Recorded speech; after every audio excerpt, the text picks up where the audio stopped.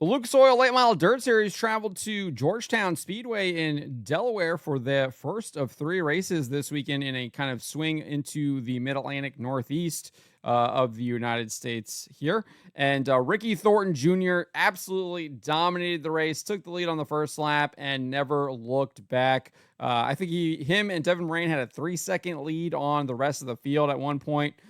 Complete and utter domination. No one really had anything for him. He was never really challenged at all during the race whatsoever. Just absolutely smoked the field.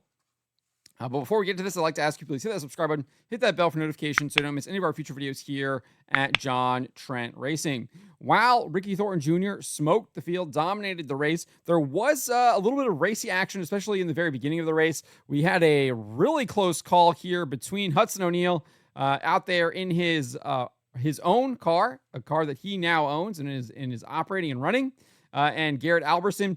O'Neal got a little loose, I guess, coming into the turn 3 and 4 here. Got up up almost. I don't think he got up above the cushion, but he got up way up in the corner and lost a lot of time. And then he brings it down the hill and almost runs right into Garrett Alberson. Somehow they miss each other, but let's take a look at this right here. Keep an eye. See, you can see there. I guess he maybe does cut the cushion there or whatever, and then threads the needle there between Alberson and Mason Ziegler. Just really fun racing right there. And then about a lap later, we also had some really good racing here between Mike Marlar, Dalton Wilson, Kyle Larson. Let's take a look at this right here. Looks like the Shepherd right there going 3 wide, coming out of turn 2. Some fun, really good racing here. Obviously, really early on, 49-lap race, or like four laps into the race here. So, and then Marlar looks like he got into the back of Dalton Wilson there, drifts up in front of B-Shep. And then we're going 3 wide again, underneath Larson, splitting the needle there with Tyler Erb down on the bottom. So, really fun racing here, really early on into the race here. I mean, it was pretty good. Lots of stuff happening there early on in the race. However, it would seemingly kind of get spread out. They had a little bit of a green flag run there. With 38 laps to go, we would see Brendan Smith bring out a caution. It looked like he had some kind of mechanical issue. And then with 25 laps to go, they would get spread out again. Drake Troutman have a flat tire. That would bring out a caution. And then 16 laps to go. Unfortunate for Hudson O'Neal in his first time out as a car owner and running his own team. He would have a flat tire as well. And then 10 to go, action started picking up again. We had a debate here with Kyle Larson. He went in, drew a caution flag, went into the pits, and it looked like he was going to be trying to change a right rear tire. His team was arguing that it was flat, but Lucas Oil officials said no. Here is the report from Flow Racing's pit reporter here on what exactly happened. Let's take a listen. Debate down here between the Lucas Oil officials and Kyle Larson's crew. They're saying the right rear tire was technically soft, and Lucas Oil officials, I believe, just told him no, it's not a flat tire. Yeah, they'll be done for the night. So that would end Kyle Larson's night with 10 laps to go. He was at one point running up in the top 5, but had faded there between the caution with Hudson O'Neal's flat tire and the caution that he brought out. On the ensuing restart, due to Larson's caution, we would have a little bit of a pile up here.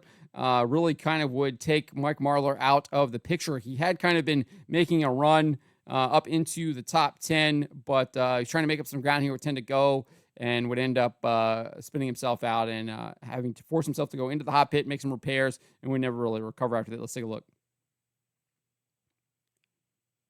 So you can see there's already some contact. We're 3 wide right in here. It's kind of a little bit hard to tell because of all the dust, but Marlar is down in here. I think he's to the inside of maybe Jimmy Owens. I'm not sure who's to the outside there. Maybe Dalton Wilson. Yeah, you can see Jimmy Owens there, and then he kind of spins out. Dalton Wilson is there too. And then boom, brakes kind of slips through. Clay Harris is up at the top. Let's take a look at that again. Let's back it up one more time here and take a look. Here's the beginning of it. Here we go. So it looks like he gets into Jimmy Owens maybe. Owens is able to escape it. Marlar just spins out there. But unfortunate for Mike Marlar, definitely trying to make up some ground there. This has been kind of plaguing him the entire season. I feel like he has really bad qualifying runs, and he's having to make it up during the race because he has a decent car. I think being in 5th place proves that. If he improved his qualifying time, I think he might be up there challenging Ricky Thornton Jr. For that points lead. Same thing has been kind of plaguing Brandon Sheppard. He was kind of in the same circumstances, really having tough time qualifying and then moving through the field with the heat races.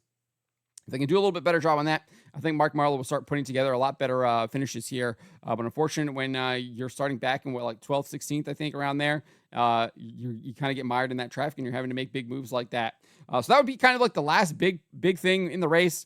Ricky Thornton Jr., they go green the rest of the way, and he kind of just checked out, wasn't challenged at all. Here are the unofficial results. Ricky Thornton Jr., at least for the top 10. Ricky Thornton Jr. Took home the checkered flag. Devin Moran was 2nd. Garrett Albertson 3rd. Jonathan Davenport 4th. Ross Robinson 5th. Jimmy Owens 6th. Tyler Erb 7th. Tim McCready was 8th. Dalton Wilson 9th. And Max Blair finished in 11th. Here is what the results are over on My Race Pass. We just went through the top 10. So here's the rest of the field. Clay Harris in 11th. Rick Eckert was your hard charger. He moved up 14 spots.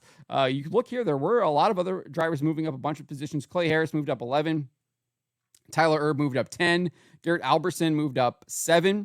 So a lot of drivers moving forward there, making up big spots. Max McLaughlin finished in 13th. Hudson O'Neal dropped back 9 spots. He was your top qualifier for the night, but did not win his heat race, and then obviously had that flat tire and never really recovered from it. Ended up finishing in 14th. Brandon Sheppard, a little bit disappointing. Again, like I said, he's struggling in qualifying, so it shows here that he dropped back 1 position. So he qualified in 14th. Ended up finishing 15th, just wasn't able to really move forward, and I do think that qualifying did hurt him. Carson Ferguson advanced from a B main, I believe. He moved up 3 spots. Boom Briggs, I'm not sure if he advanced from a B main or not, or if he had to take a provisional, but he moved up 6 spots there, finished in 17th. Mike Marlar, again, was involved in that late race spin out there, lost 9 spots, finished in 18th. Drake Troutman in 19th. Kyle Larson in 20th. Matt Costner in 21st, Justin Weaver 22nd, Dylan Yoder in 23rd, Mason Ziegler 24th, Brendan Smith in 25th, and Corey Lawler in 26th. I think everyone in 20th back obviously exited the race early.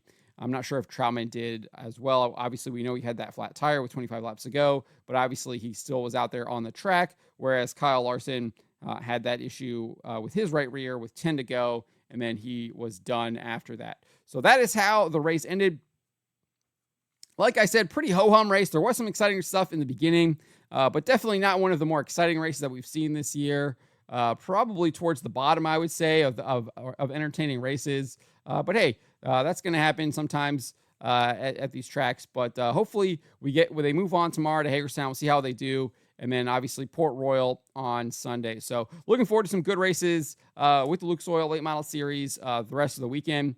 And we'll see what happens moving forward. Let me know what you guys made of this race. Let me know in the comments below.